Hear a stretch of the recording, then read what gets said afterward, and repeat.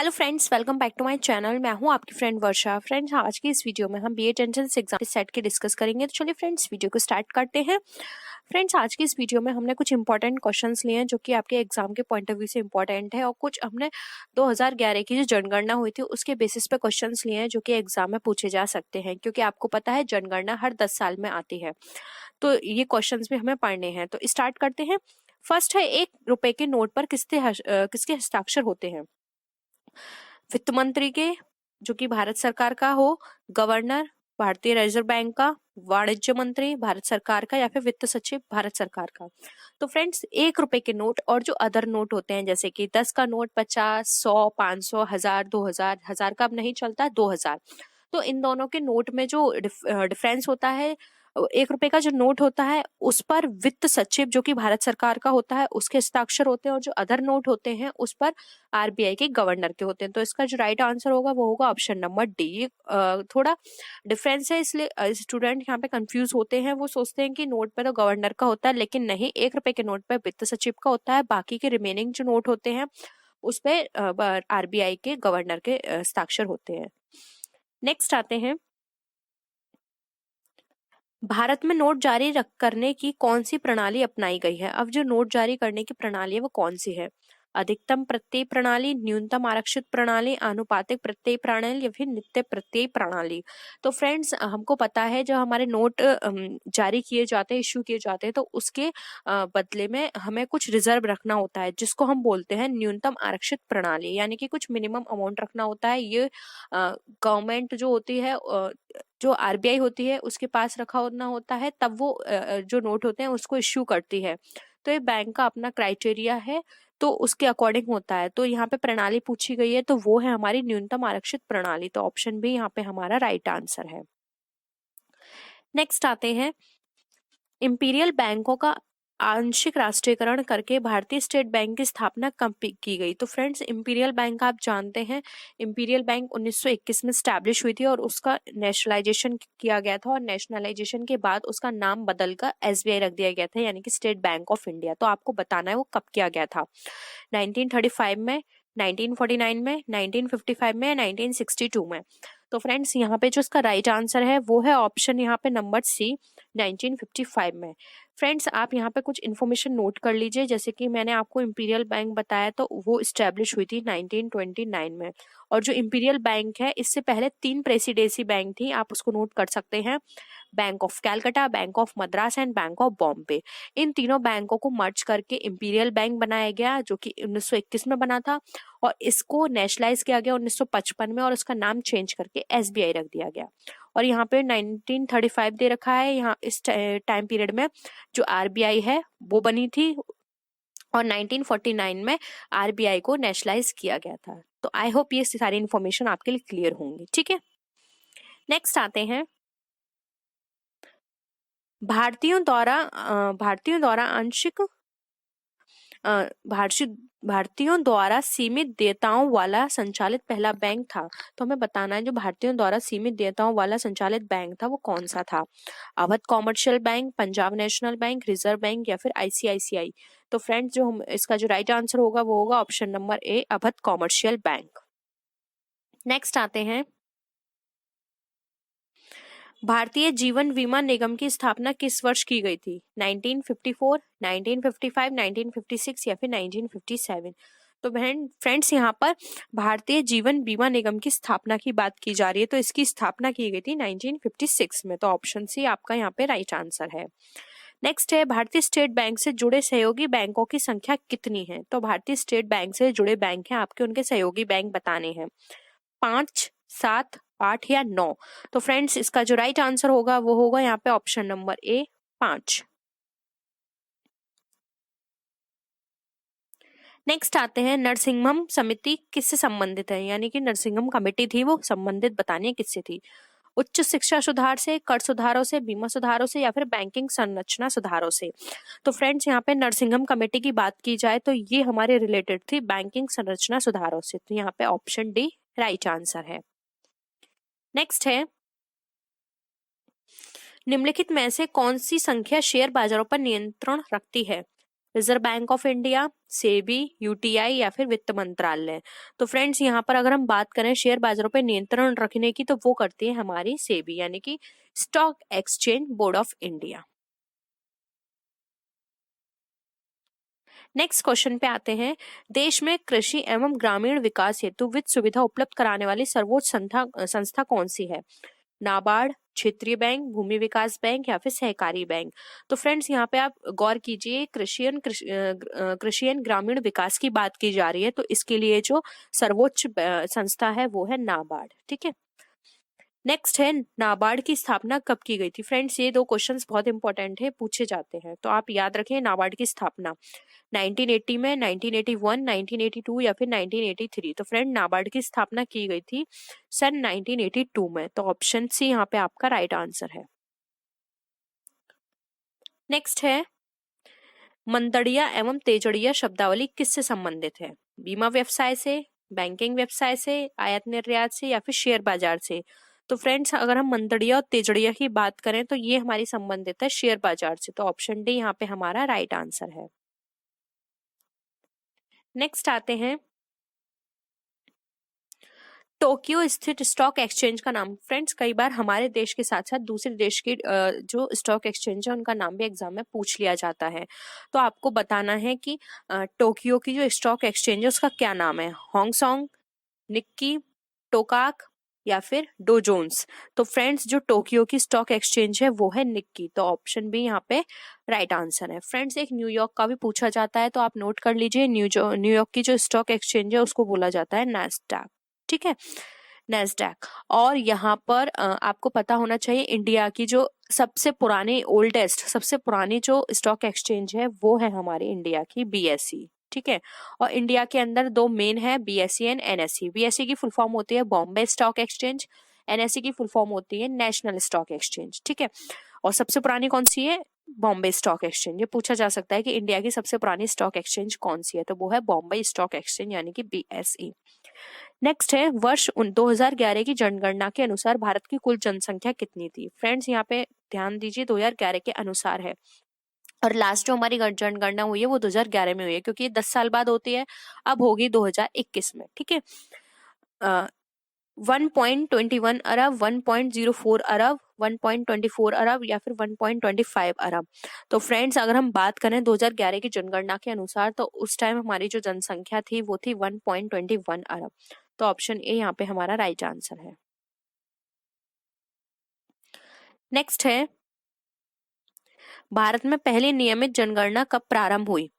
1872 ईस्वी में, 1878 ईस्वी में, 1881 ईस्वी में या फिर 1890 ईस्वी में। तो फ्रेंड्स पहली नियमित जनगणना की अगर हम यहाँ पर बात करें तो ये हमारी हुई थी टाइम पीरियड सबसे पहले 1881 ईस्वी में। तो ऑप्शन सी यहाँ पे हमारा राइट आंसर है। नेक्स्ट है, वर्ष 2011 की जनगणना भारत की कौन सी जनगणना थी? 12वीं, 13वीं, 14वीं या फिर 15वीं। तो ये भी पता होना चाहिए कि अभी जो जनगणना हुई थी वो कौन सी जनगणना थी, तो वो थी हमारी 15वीं जनगणना। आप हिसाब भी लगा सकते हैं 1881 से। तो ठीक है, राइट आंसर है यहाँ पे हमारा ऑप्शन नंबर डी, ये हमारी 13वीं जनगणना थी।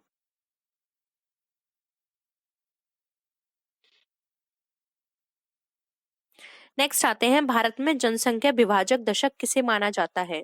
1901 से 1911, 1911 से 1921, 1921 से 31 और 1971 से 1981। तो फ्रेंड्स जनसंख्या विभाजक दशक की बात की जाए तो वो माना जाता है हमारा 1911 से 1921 ईस्वी। तो ऑप्शन बी आपका यहाँ पे राइट आंसर है। नेक्स्ट है, निम्नलिखित में से किस राज्य में सर्वाधिक अनुसूचित जनजातियां निवास करती हैं? झारखंड, मध्य प्रदेश, छत्तीसगढ़ या फिर उत्तराखंड। तो फ्रेंड्स इसका जो राइट आंसर होगा वो होगा आपका option number B, Madhya Pradesh में सबसे ज्यादा अनुसूचित जनजातियां निवास करती हैं। नेक्स्ट है, वेरी इंपॉर्टेंट क्वेश्चन है ये, 2011 की जनगणना के अनुसार सर्वाधिक जनसंख्या वाले राज्यों को घटता हुआ क्रम बताना है, यानी कि जितनी ज्यादा जनसंख्या उसको हमें घटते हुए क्रम में बताना है। उत्तर प्रदेश, महाराष्ट्र, बिहार, उत्तर प्रदेश, पश्चिम बंगाल और महाराष्ट्र, उत्तर प्रदेश, महाराष्ट्र और पश्चिम बंगाल, और उत्तर प्रदेश, बिहार, महाराष्ट्र। फ्रेंड देखिए तीनों चारों ऑप्शंस में उत्तर प्रदेश फर्स्ट है, तो यानी कि उत्तर प्रदेश तो सबसे पहले आएगा ही। ठीक है, उसके बाद जो अगर हम बात करें यहाँ पर घटते हुए क्रम की, तो महाराष्ट्र है, और महाराष्ट्र के बाद यहाँ पे फ्रेंड्स आएगा, अगर हम यहाँ पे बात करें तो बिहार। तो फ्रेंड्स यहाँ पर जो हमारा राइट आंसर होगा वो होगा यहाँ पे option number A, Uttar Pradesh, Maharashtra and Bihar. I hope यहाँ पे आपको सारी चीजें क्लियर होंगी।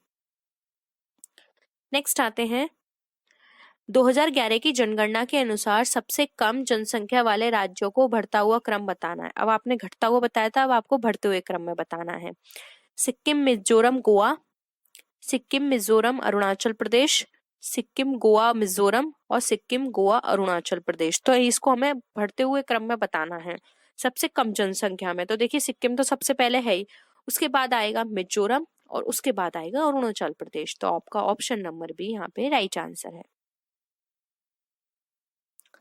नेक्स्ट आते हैं सर्वाधिक घनी आबादी वाले राज्य घटते क्रम में बताने हैं।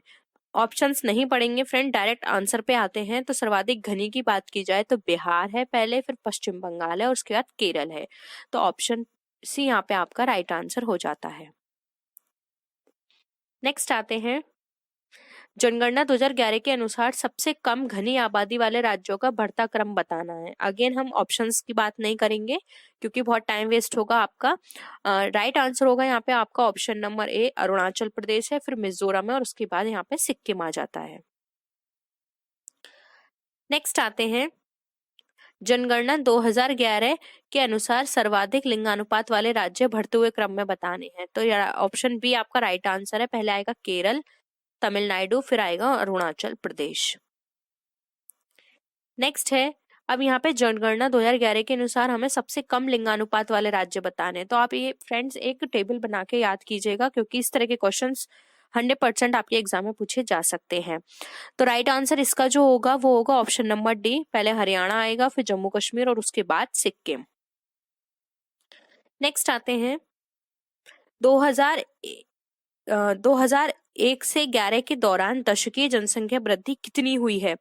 तो फ्रेंड्स यहाँ पे ऑप्शंस हैं, तो ऑप्शन यहाँ पे सी राइट आंसर है। 17.7% जनसंख्या वृद्धि दर हुई है हमारे। ठीक है, नेक्स्ट है जनगणना 2011 के अनुसार भारत में प्रति 1000 पुरुषों पर महिलाओं की संख्या कितनी है। 939, 943, 933 या फिर 937। तो फ्रेंड महिलाओं की जो संख्या है वो है 943। तो ऑप्शन बी यहाँ पे राइट आंसर है। नेक्स्ट क्वेश्चन पे आते हैं जनगणना 2011 के अनुसार किस राज्य में स्त्री साक्षरता दर सर्वाधिक है। केरल, पश्चिम बंगाल, तमिलनाडु या फिर मध्य प्रदेश। तो फ्रेंड्स राइट आंसर होगा यहाँ पे ए, केरल। केरल में सबसे ज्यादा स्त्री साक्षरता दर है। नेक्स्ट है जनगणना 2011 के अनुसार किस केंद्र शासित प्रदेश में स्त्री साक्षरता दर सबसे ज्यादा है। केंद्र शासित की बात की जा रही है। तो फ्रेंड्स केंद्र शासित के अकॉर्डिंग यहाँ पर जो सबसे ज्यादा है वो है ऑप्शन सी, लक्षद्वीप में। और वैसे किसकी थी, केरल की। नेक्स्ट है जनगणना 2011 के अनुसार किस राज्य में स्त्री साक्षरता दर सबसे कम है। अब यहाँ पे कम की बात की जा रही है। तो फ्रेंड्स अगर हम कम की बात करें तो सबसे कम 2011 के अकॉर्डिंग है राजस्थान में। तो ऑप्शन डी राइट आंसर है। नेक्स्ट है क्वेश्चन निम्नलिखित केंद्र शासित प्रदेशों में किसकी जनसंख्या सर्वाधिक है। अंडमान एंड निकोबार, दिल्ली, दादरा एंड नागर हवेली या फिर दमन एंड दीप। तो ऑप्शन बी राइट आंसर है जो कि है दिल्ली। इसकी जनसंख्या सबसे अधिक है। नेक्स्ट है क्षेत्रफल की दृष्टि से भारत का सबसे बड़ा जिला कौन सा है। ठाणे, लद्दाख, नॉर्थ ईस्ट या फिर आगरा। तो फ्रेंड्स अगर हम वहां पे बात की जाए क्षेत्रफल की दृष्टि से तो लद्दाख सबसे बड़ा जिला है यहाँ पे। तो ऑप्शन बी राइट आंसर है। शिवा वावनी के रचनाकार हैं पद्याकर, भूषण, केशवदास या फिर जगनिक। तो फ्रेंड्स यहाँ पे बात करें शिवा वावनी की जो कि बहुत ही इंपॉर्टेंट है। मैंने आपको अपनी 20 डे सीरीज और भी इससे पहले और भी प्रैक्टिस सेट कराए उसमें ये सब में कराई हुई है। शिवा वावनी हर बार पूछी जाती है, बहुत ही इंपॉर्टेंट है। शिवा वावनी है भूषण के द्वारा लिखी हुई। तो ऑप्शन बी यहाँ पे हमारा राइट आंसर है। नेक्स्ट है निम्नलिखित में से कौन सा शब्द बादल का पर्यायवाची नहीं है। तो आपको पर्यायवाची शब्द भी अपने कराए हुए हैं इंपॉर्टेंट। जलधर, नभराज, अब्ध और धराधार धराधार। तो फ्रेंड्स यहाँ पर हम बात करें तो ऑप्शन डी हमारा राइट आंसर है, धराधार पर्यायवाची नहीं है बादल का।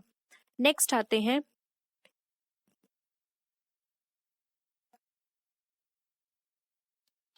जहां बिना कारण के कार्य ना होना पाया जाए वहां कौन सा अलंकार होता है? विरोधाभास, विशेषोक्ति, विभावना या फिर भ्रांतिमान। तो फ्रेंड्स यहाँ पर इसका राइट आंसर है ऑप्शन नंबर सी, विभावना। क्योंकि जहां पर बिना कार्य के कार्य यहाँ पे नहीं होता है, यहाँ पर कारण होता है तब कार्य किया जाता है, तो यहाँ पर जो अलंकार होता है वो विभावना होता है, विभावना। ठीक है। मोर नाच रहा है, इस वाक्य में मोर क्या है? भाववाचक संज्ञा, व्यक्तिवाचक संज्ञा, द्रव्यवाचक संज्ञा या फिर जातिवाचक संज्ञा? ये मैं आपको ऑलरेडी पहले करा चुकी हूँ। तो मोर नाच रहा है, यहाँ पर मोर जो है वो जातिवाचक संज्ञा है, क्योंकि मोर एक जाति को बता रहा है। ठीक है। ये नहीं पता कौन सा मोर, लेकिन मोर जो है एक जाति है। ठीक है, जिसमें बहुत सारे मोर आते हैं, कोई भी मोर हो सकता है। मध्यकाल में काव्य भाषा के रूप में सर्वाधिक प्रचलित बोली थी राजस्थानी, मगही, ब्रजभाषा या फिर बघेली? तो फ्रेंड्स राइट आंसर है इसका ऑप्शन नंबर सी, ब्रजभाषा। ठीक है। नेक्स्ट है, जो पहरा देता है के लिए एक शब्द क्या होगा? प्रतिहार, प्रहरी, साक्षर, प्रतिनिधि? तो फ्रेंड्स नाम से ही पता चल रहा है यहाँ पर जो पहरा दे रहा है, ऑप्शन बी राइट आंसर है, प्रहरी। ठीक है। नेक्स्ट आते हैं, वीरगाथा काल के सर्वश्रेष्ठ कवि माने जाते हैं चंद्रवरदाई, जगनिक, दलपति विजय या फिर विद्यापति? तो फ्रेंड्स का राइट आंसर है ऑप्शन नंबर ए, चंद्रवरदाई। ठीक है। नेक्स्ट है, विभत्स रस का स्थाई भाव क्या है? मैं आपको सबके स्थाई भाव करा चुकी हूँ, आप 20 डे सीरीज देख लीजिएगा। विस्मय, क्रोध, जुगुप्सा या फिर शोक? तो फ्रेंड्स यहाँ पे विभत्स का जो स्थाई भाव है वो है जुगुप्सा, तो ऑप्शन सी राइट आंसर है। नेक्स्ट है, सा परिवार में कौन सा उपसर्ग है? तो फ्रेंड्स आप यहीं अलग से लगा लीजिए, लास्ट का जो वर्ड है उसका अलग मीनिंग होना चाहिए, तो आगे सा लग रहा है तो ऑप्शन ए यहाँ पे हमारा राइट आंसर हो जाएगा। सा यहाँ पर उपसर्ग के रूप में प्रयोग किया गया है। ठीक है। नेक्स्ट आते हैं, निम्नलिखित में से कौन सा बिहारी भाषा की बोली नहीं है? भोजपुरी, छत्तीसगढ़ी, मैथिली या फिर मगही? तो फ्रेंड्स राइट आंसर है छत्तीसगढ़ी बिहारी भाषा की बोली नहीं है। नेक्स्ट है, निम्नलिखित में से सही वर्तनी वाला शब्द छांटना है? विलक्षण, विलक्षण, विलक्षण या फिर विलोक्षण?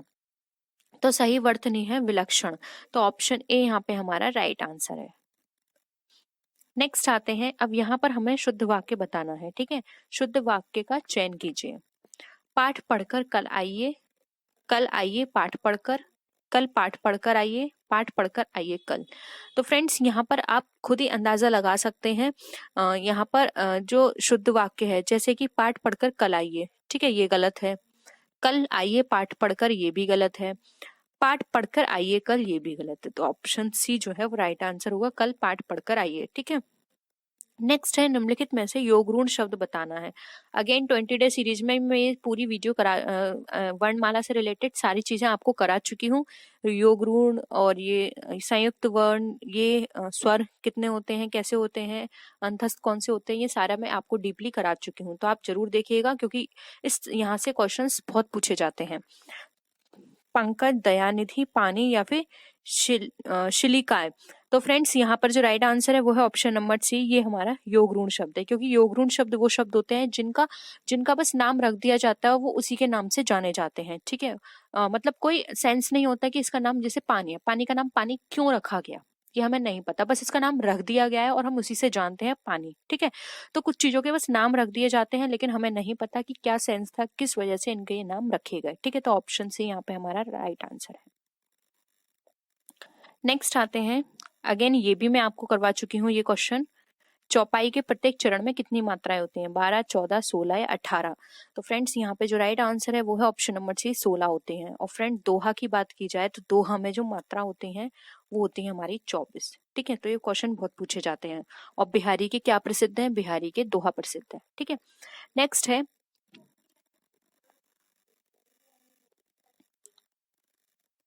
राजभाषा कहलाती है राष्ट्रभाषा, साहित्य सृजन की भाषा, सरकारी कामकाज की भाषा, संविधान द्वारा स्वीकृत भाषा, या फिर बहुसंख्यक देशवासियों द्वारा प्रयोग की जाने वाली भाषा।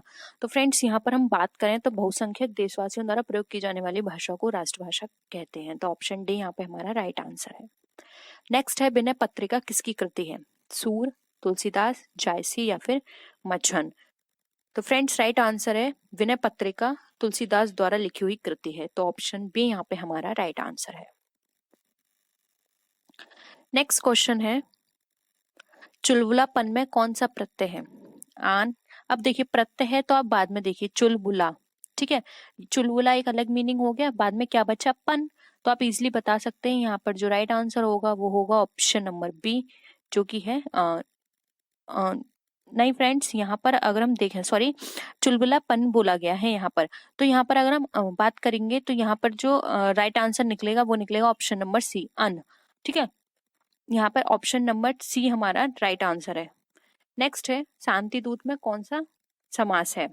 बहुब्रीहि, अव्ययी भाव, तत्पुरुष समास या फिर द्वंद्व।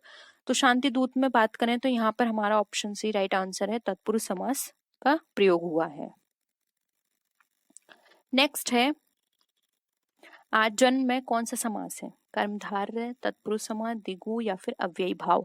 तो फ्रेंड्स यहाँ पे राइट आंसर है डी, अव्ययी भाव। नेक्स्ट है रसिक प्रिया के रचयिता हैं मलुकदास, बिहारी लाल, दादू दयाल या फिर केशव दास। तो रसिक प्रिया के रचयिता हैं केशव दास।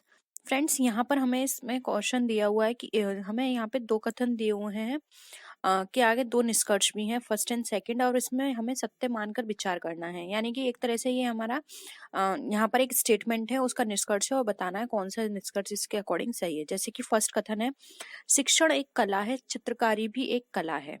ठीक है, यानी कि सभी कलाकार शिक्षक हैं। सेकंड निष्कर्ष है सभी कलाकार चित्र बनाना जानते हैं। तो फ्रेंड्स यहाँ पर शिक्षण एक कला है, चित्रकारी भी एक कला है, ये बात बिल्कुल सही है, लेकिन सभी कलाकार शिक्षक हैं ये यहाँ पे बात नहीं सही बैठ रही है, जबकि सभी कलाकार चित्र बनाते हैं ये बात बिल्कुल सही है।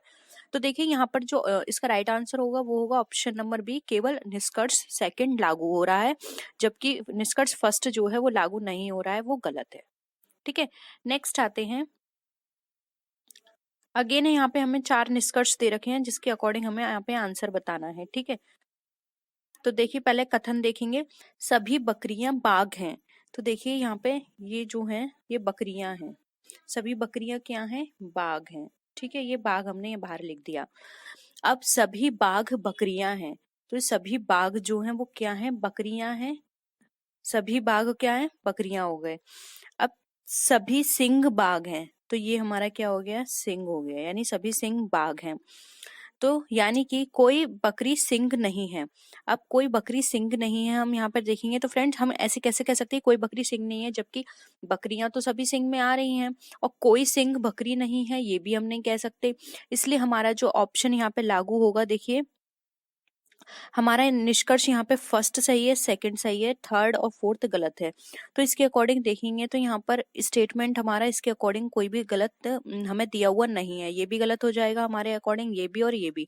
तो इसके अकॉर्डिंग हमारा कोई भी निष्कर्ष लागू नहीं होगा। तो ऑप्शन डी यहाँ पे हमारा क्या हो जाएगा? राइट आंसर हो जाएगा। ठीक है, नेक्स्ट आते हैं, 4 इंच आकार के एक ठोस घन के विपरीत फलकों के जोड़े लाल, हरे और काले रंग हैं। इसे 1 इंच के घनों में काटा गया है, कितने घनों में? केवल 4 फलक लगे हुए हैं। तो फ्रेंड्स यहाँ पर अगर हम देखें तो देखिए 4 इंच का एक ठोस विपरीत फलकों के जोड़े लाल, हरे और काले रंग के हैं। इसे 1 इंच के घनों में काटा गया है, कितने घनों में? केवल 4 फलक रंगे हुए हैं। तो फ्रेंड्स अगर इसके अकॉर्डिंग देखें तो इसका राइट आंसर होगा 0। ठीक है, क्योंकि यहाँ पर अगर हम फलक काटेंगे तो यहाँ पे जो हमारा निकल कर आएगा वो 0 रहेगा, ना ही 4 यहाँ पे सही है, ना ही 8, ना ही 16। तो आंसर इसका ए सही होगा। ठीक है, नेक्स्ट है A B C D E उत्तर की ओर मुंह करके एक पंक्ति में खड़े हुए हैं। तो फ्रेंड्स यहाँ पर जैसे कि आप एक रो बना लीजिए, यहाँ पर पंक्ति में खड़े हुए हैं। ठीक है, ई बी से 4 मीटर बाईं ओर खड़ा हुआ है। अब ई जो है, ई को सेंटर में रखते हैं, ई कौन है? बी से बाईं ओर खड़ा हुआ है, तो बी को यहाँ रख देते हैं, बी के बाईं ओर 40 मीटर की दूरी पर है। कितनी हो गई? 40 मीटर की दूरी। ए सी से 20 मीटर बाईं ओर खड़ा हुआ है, ए सी से खड़ा हुआ है, तो अभी हम इनके बीच में ना रख के अलग से रखते हैं। ए सी से बाईं ओर, तो सी यहाँ होगा, तभी तो ए यहाँ होगा, और ये कितनी दूरी पर है, 20 मीटर की दूरी पर है। डी ई से 20 मीटर दाएं है। अब डी जो है वो ई से दाएं है 20 मीटर, तो देखिए ई के 20 मीटर यहाँ पर डी आ गया और ये दाएं भी हो गया। अब और सी से 50 मीटर बाएं खड़ा हुआ है, और सी से क्या है 50 मीटर बाएं खड़ा हुआ है, यानी कि यहाँ से बाएं देखें तो ये 50 मीटर हो गया। ए और बी के बीच की दूरी ज्ञात करनी है हमें। अब हमें बताना है ए और बी के बीच की, ए और बी के बीच की दूरी क्या होगी। तो फ्रेंड्स यहाँ पर आप देखिए 20 ये हो गए, 50 ये हो गए, ठीक है। ए और सी के बीच में कितना है, डी और बीच के देखिए 20 ये हो गए, 50 ये वाले थे, ठीक है, और 20 ये वाले रह गए, तो कितने हो गए 50 20 70, और 20 कितने हो गए हमारे 90। तो ये 90 मीटर का फासला है। तो देखिए ऑप्शन सी में हमें यहाँ पे 90 मीटर दिया हुआ है, तो ऑप्शन सी यहाँ पे हमारा राइट आंसर हो जाएगा 90 मीटर, ठीक है। नेक्स्ट आते हैं, यदि सुनीता अनीता से लंबी है, ठीक है, यदि सुनीता जो है, सुनीता को यहाँ रखते हैं, अनीता को यहाँ रखते हैं, ये इससे क्या है लंबी है। रीना चित्रा से लंबी है, तो रीना जो है किससे लंबी है, चित्रा से, ठीक है, लेकिन बानू से छोटी है। बानू को यहाँ रखते हैं, बानू से छोटी है। अनीता चित्रा से छोटी है, अनीता जो है वो चित्रा से क्या है, छोटी है। तो फ्रेंड्स यहाँ पे अनीता को हम छोटी है चित्रा से, तो यहाँ पर हम अनीता को इससे भी पहले रखेंगे, ठीक है, यानी कि चित्रा हमारी कहाँ पर आ जाएगी, चित्रा यहाँ आ जाएगी, यहाँ पर हमने अनीता रख दी, ठीक है। अब चित्रा सुनीता से लंबी है, तो सबसे छोटी कौन है, तो देखिए इस तरह से हम बना लेते हैं। यहाँ पर देखिए तो देखिए फ्रेंड्स इसको इस तरह से बनाते हैं, चित्रा जो है क्या है, बड़ी है किससे, सुनीता से, ठीक है, सुनीता से बड़ी कौन है, चित्रा, चित्रा बड़ी किससे है, अनीता से, ठीक है। अब अगर फिर इसके बाद की स्टेटमेंट में देखें तो बानू कौन है, बानू बड़ी है किससे, रीना से, और रीना किससे बड़ी है, चित्रा से, ठीक है। तो यहाँ पर जो अगर हम देखें तो सबसे छोटी यहाँ पे पूछा है कौन है, तो सबसे छोटी तो यहाँ पे कौन हो गई, अनीता हो गई। तो यहाँ पे ऑप्शन बी जो है वो हमारा राइट आंसर होगा, क्योंकि अनीता यहाँ पे छोटी है, ठीक है। नेक्स्ट आते हैं, एक फोटो की ओर संकेत करते हुए विकास ने कहा, वह मेरे दादा के इकलौते पुत्र की पुत्री है। वह मेरे दादा, यानी कि ये मान लीजिए ये विकास है, इसके दादाजी यानी कि ग्रैंडफादर के सन की डॉटर है। इकलौता बोल रहे हैं, तो यानी कि विकास के भी फादर हो गए, ठीक है। विकास की फोटो वाली लड़की के साथ क्या संबंध है, तो विकास इसका कौन हो गया है, विकास इसका ब्रदर हो गया, ठीक है। तो यहाँ पर अगर हम देखें तो ये पूछा है लड़की के साथ क्या संबंध है, तो लड़की उसकी कौन हुई, बहन हो गई। तो यहाँ पे ऑप्शन सी राइट आंसर हो जाएगा, लड़की उसकी बहन है, ठीक है। नेक्स्ट है, यदि परसों बृहस्पतिवार था तो रविवार कब होगा, ठीक है। परसों बृहस्पतिवार था, तो देखिए फ्रेंड्स आज शनिवार है, जैसे कि मानिए आज क्या है, आज शनिवार है, परसों बृहस्पतिवार था, यानी कि कल क्या हो गया, कल शुक्रवार होगा, तभी तो परसों बृहस्पतिवार होगा, ठीक है। अगर परसों बृहस्पतिवार था तो रविवार कब होगा, शनिवार है तो कल हो गया, ठीक है, कल रविवार होगा। तो यहाँ पे ऑप्शन ए जो है वो राइट आंसर होगा, आगामी यानी कल को हमारा रविवार होगा, तो ऑप्शन ए यहाँ पे हमारा राइट आंसर है।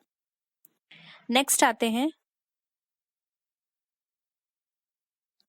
बच्चों की एक पंक्ति में रवि दाईं ओर से चौथा और श्याम बाईं ओर से दूसरा है।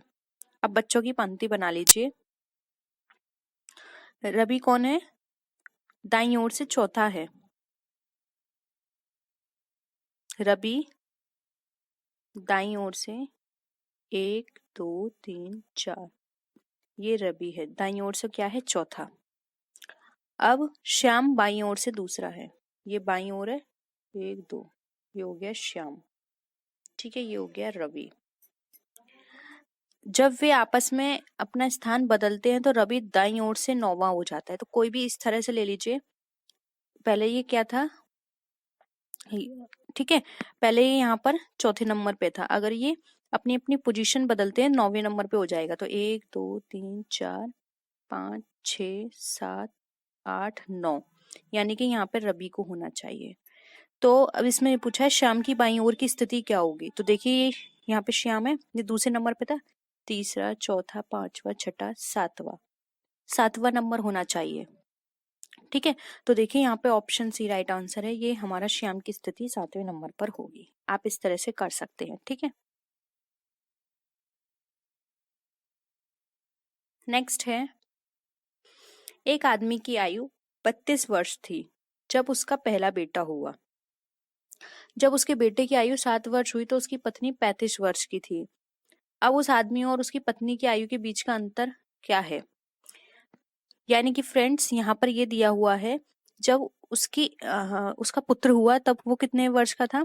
पुत्र के समय माता की उम्र हम निकालते हैं, तो फ्रेंड्स 35 से 7 माइनस कर दीजिए, तो यानी माँ की उम्र उस समय 28 होगी जब वो उसका बच्चे का जन्म हुआ होगा। और पिता की देख लीजिए, उस टाइम 32 थी और ये 28 थी, तो दोनों में कितना अंतर हो गया, 4 वर्ष का। तो ऑप्शन डी यहाँ पे हमारा राइट आंसर है, दोनों में पति पत्नी में 4 वर्ष का अंतर है, ठीक है। नेक्स्ट है परमानेंट। अब देखना है परमानेंट में यहाँ पर कौन से अक्षर नहीं बनते हैं। रेमनेंट ये बन सकता है क्या, ट्रैम्प, मेंटोर या फिर एम्पियर। तो फ्रेंड्स यहाँ पर देखें तो मेंटोर जो है वो यहाँ पर नहीं बन सकता है, क्योंकि यहाँ पे ओ आ रहा है और परमानेंट में ओ नहीं होता है, जबकि एम्पियर बन सकता है, ट्रैम्प बन सकता है, रेमनेंट बन सकता है। तो यहाँ पे ऑप्शन सी जो है वो हमारा राइट आंसर हो जाएगा। ABCDEFG एक पंक्ति में खड़े हैं जो कि पूर्व की तरफ मुंह करे हुए, तो एक पंक्ति ऐसी बना लीजिए जिनका मुंह क्या होगा, इस तरफ होगा। और ये कितने पर्सन है, 7। तो आप 7 लाइन कर दीजिए, 1 2 3 4 5 6 एंड 7, ठीक है। अब यहाँ पर ये सी और डी के एकदम दाएं बैठा है, यानी कि सी जो है वो डी के एकदम दाएं है। तो अगर हम रखें यहाँ पे सी, तो डी एकदम उसके दाएं हो गया। अब यहाँ पर ये बोल रहे हैं कि बी पंक्ति के एकदम छोर पर बैठा है। तो देखिए बी यहाँ भी हो सकता है, वो यहाँ भी हो सकता है, अभी हमें कंफर्म नहीं है बी कहाँ बैठा है।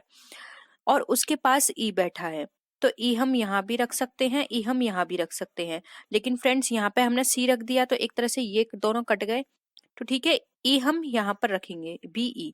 हो सकता है हमारा सी और डी हमने बिठाया है यहाँ, तो यहाँ ना हो। तो एक बार हम इसको करके देख लेते हैं, ये नहीं बैठता तो हम फिर से बनाने की कोशिश करेंगे, ठीक है। तो अभी तो हमारी प्लेस ये हो गई, ठीक है। अब इसके बाद है जी ई और एफ, मतलब जी जो है वो ई और एफ के बीच में बैठा है, तो ई हमने यहाँ बिठाया तो इट मीन्स हमें एफ यहाँ बिठाना चाहिए और यहाँ पे क्या होना चाहिए, जी। डी दक्षिणी सिरे से तीसरे नंबर पर है। अब दक्षिणी सिरे से देखें तो डी जो है वो यहाँ पे तीसरे नंबर पर आना चाहिए। तो फ्रेंड्स यहाँ पे तीसरे नंबर पर ही है, देखिए अब मैच कर गया, 1 ये हो गया, 2 ये हो गया एंड 3 ये हो गया, तो ये तीसरे नंबर पर है। अब हमारे पास क्या बचा फ्रेंड्स, ए बचा अब हमारे पास, तो ए हम यहाँ पे रख देते हैं, ठीक है। एक बार मैं फिर से आपको बता देती हूँ अगर आपको क्लियर ना हो। देखिए ये हमने पंक्ति बनाई, यहाँ से तीसरे नंबर पे हमने किसको बिठाया, डी को, और उसके बाएं कौन है, सी, ठीक है। अब यहाँ पर ये बोल रहे हैं कि बी जो है बिल्कुल कॉर्नर पे बैठा है, बी हो गया, और उसके बाद क्या है, बी के पास में कौन बैठा हुआ है, ई बैठा हुआ है। उसके बाद ये बोल रहे हैं कि जी जो है वो ई और एफ के बीच में है, तो जी यहाँ आ गया, एफ यहाँ आ गया, तो कितने पर्सन हो गए, 1 2 3 4 5 6 एंड 7। तो आपको क्या बचा, ए हमारा इधर आ गया। तो अब यहाँ पर क्वेश्चन में क्या पूछा गया है, वे व्यक्ति कौन है जो एकदम छोर पर बैठे हुए हैं। तो बी बैठा हुआ है छोर पर और ए बैठा हुआ है छोर पर, तो इसके अकॉर्डिंग ऑप्शन बी हमारा यहाँ पे राइट आंसर हो जाएगा। आई होप ये आपको क्लियर हो गया होगा। नेक्स्ट आते हैं, सीता अशोक की भतीजी है, अशोक की माता लक्ष्मी है। तो इस तरह से बना लेते हैं, अशोक यहाँ पे सेंटर में है तो अशोक को सेंटर में रखते हैं। अशोक की भतीजी यानी कि एक तरह से इसकी बेटी हम मान लेते हैं। यहाँ पर अशोक की भतीजी कौन है, यहाँ पर सीता है। ठीक है, सीता कौन है, अशोक की भतीजी। अशोक की माता लक्ष्मी है, अब ऊपर इसकी इनकी माता आ गई लक्ष्मी। ठीक है, कल्याणी लक्ष्मी की माता है। अब कल्याणी जो है वो लक्ष्मी की भी माता है, तो ये क्या आ गई, कल्याणी। ठीक है, अब कल्याणी का पति गोपाल है, तो कल्याणी का पति कौन हो गया यहाँ पे, गोपाल। ठीक है, ये गोपाल हो गया। पार्वती गोपाल की सास है। अब पार्वती कौन है, यहाँ पे गोपाल की सास हो गई। ठीक है, यानी कि कल्याणी की माता की सास है। सीता का गोपाल से क्या संबंध है, अब ये जो सीता है इसका इस गोपाल से क्या संबंध है, तो ये बताना है हमें, सीता का गोपाल से। तो फ्रेंड्स यहाँ पर अगर हम देखें तो ये इसकी भतीजी है। ठीक है, तो ये इसके चाचा लगी, वो चाचा लगा। अब इसकी माता जो है लक्ष्मी है, लक्ष्मी की माता कल्याणी है, और वो उसका फादर है। तो इट मीन्स हम ये यहाँ पर बोल सकते हैं कि जो सीता जो है वो पड़पोती हो गई। ठीक है, गोपाल की कौन हो गई, सीता पड़पोती हो गई। ठीक है, तो देखिए ऑप्शन सी में यहाँ पे लिखा हुआ है सीता गोपाल की कौन है, पड़पोती है, तो ऑप्शन सी यहाँ पे हमारा right answer. I hope friends आपको ये क्लियर हुआ होगा, क्योंकि स्क्रीन पर हम और इससे अच्छे तरीके से नहीं समझा सकते। आई होप आपको क्लियर हो ये। अगर ये क्वेश्चन क्लियर नहीं है तो प्लीज जरूर बताइएगा, क्लियर है तो प्लीज एक बार जरूर बताइएगा ये भी कि हमको ये क्वेश्चन क्लियर है। ठीक है, नेक्स्ट आते हैं, ए बी की बहन है। अब ए कौन है, बी की बहन है, यानी कि ए बहन है, बी भाई भी हो सकता है, बहन भी हो सकती है। ठीक है, अब सी बी की माता है। सी कौन है, बी की माता है। ठीक है, ये बी की माता है। डी सी का पिता है। डी कौन है, सी का भी पिता है। सी का पिता कौन है, डी, यहाँ पर हम लिख देते हैं पिता।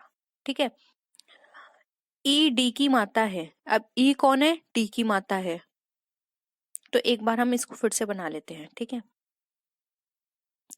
ए कौन है, बहन है किसकी, बी की।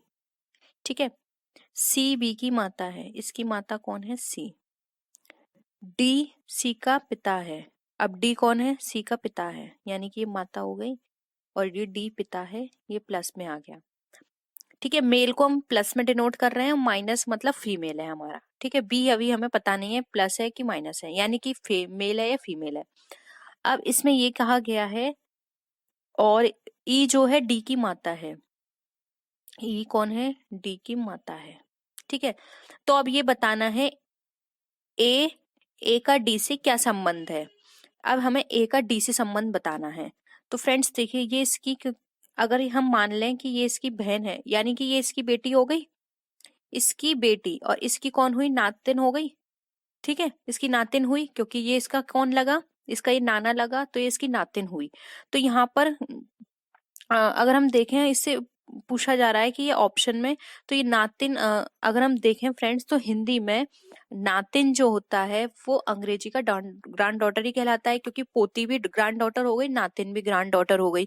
तो इसके अकॉर्डिंग, ऑप्शंस के अकॉर्डिंग हम पोती ही यहाँ पे टिक करेंगे, वैसे नातिन होना चाहिए था हिंदी के अकॉर्डिंग। ठीक है, लेकिन अगर ये क्वेश्चन इंग्लिश में होता तो वहां पे ग्रैंड डॉटर लिखा होता, क्योंकि पोती को भी ग्रैंड डॉटर बोलते हैं और नातिन को भी ग्रैंड डॉटर बोलते हैं।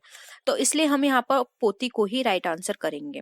ठीक है, आप ये कंफ्यूज मत होना कि यहाँ पे नातनी का तो ऑप्शन है ही नहीं, और ये इसकी नातिन लगी, पोती नहीं लगी। तो फ्रेंड्स अगर आप इसको इंग्लिश में कन्वर्ट करके देखेंगे, क्योंकि ये आपका बाइलिंगुअल आएगा, तो आप इंग्लिश में देखेंगे तो ग्रैंड डॉटर ही लिखा होगा, दोनों को ग्रैंड डॉटर कहा जाता है, इसलिए आप पोती पर ही टिक लगाइएगा। ठीक है, और वैसे भी अगर इस क्वेश्चन में आपको ये कुछ गड़बड़ भी होगी तब भी आपको मार्क्स मिल जाएगा, क्योंकि कई बार ऐसा होता है ऑप्शंस नहीं दिए होते हैं, तो हो सकता है एग्जामिनर आपको मार्क्स दे दे, लेकिन फिर भी आप टॉप जो क्वेश्चन में अगर कोई पॉइंट ऐसा लग रहा है कि ये हो सकता है, बट अगर यहाँ पे ये वाला कॉन्सेप्ट, तो आप लगाकर जरूर आएगा, छोड़कर मत आइएगा। ठीक है, नेक्स्ट है, अब देखिए फ्रेंड्स, ये वाले जो क्वेश्चंस हैं ये भी दो तरह से दिए होते हैं। जैसे कि फ्रेंड्स यहाँ पे ये क्या दे रखे हैं, हमें वर्ड दे रखे हैं। अब इनका जो रियल में नंबर होते हैं वो यहाँ पे गिवन होते हैं। जैसे नंबर दे रखे हैं, ये रियल वाले भी दे सकते हैं। जैसे कि रियल वाले में मेरा मतलब ये है, जैसे कि ए आता है फर्स्ट पर, बी आता है 2 पर, सी आता है 3 पर, डी आता है 4 पर एंड XYZ। ठीक है, इस तरह से इनका क्या है, ये रियल नंबर है, मतलब इनका प्लेस है कि 3 नंबर पर आता है हमारा सी। तो देखिए फ्रेंड्स, अगर ए की बात करें जो फर्स्ट पर आता है, यानी कि ये सही है, तो इस हिसाब से हमारी ये वाली ट्रिक भी चल सकती है। लेकिन देखिए पी जो है वो 7 नंबर पर नहीं आता है।